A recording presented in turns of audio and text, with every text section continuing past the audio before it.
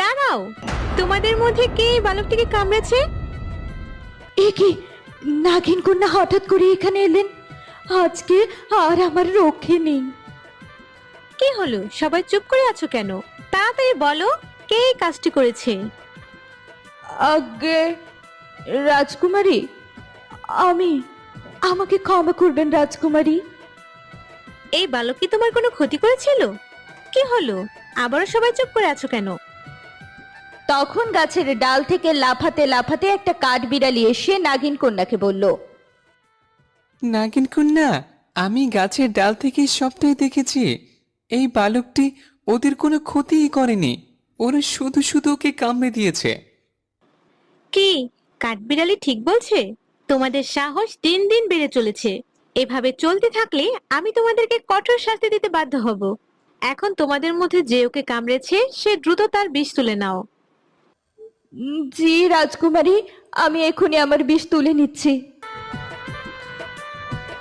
এখন ওই বালকটির জ্ঞান ফেরার আগে তোমরা এখান থেকে চলে যাও। আর একটা কথা, এরপর থেকে কখনো তোমরা এমনটা করবে না।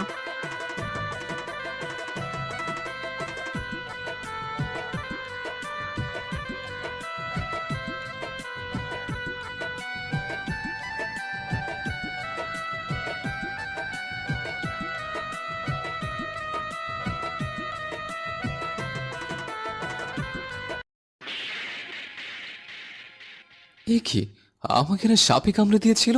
তাহলে আমি আবার সুস্থ হয়ে গেলাম কিভাবে? কি আজব ঘটনা!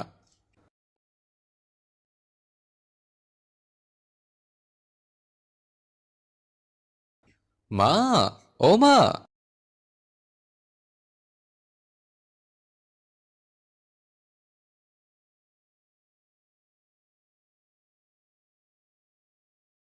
এই নাও টাকা।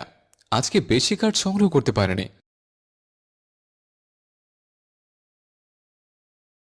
জানো, আজকে আমার পায়ে একটা সাপে কামড়ে দিয়েছিল, কিন্তু কিভাবে যেন বেঁচে গেলাম।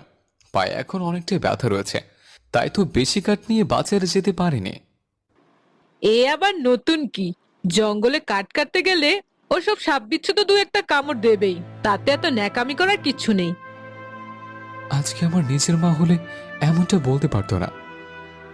সাপে কামড় দেওয়ার পরও কেন বেঁচে গেল কে জানে।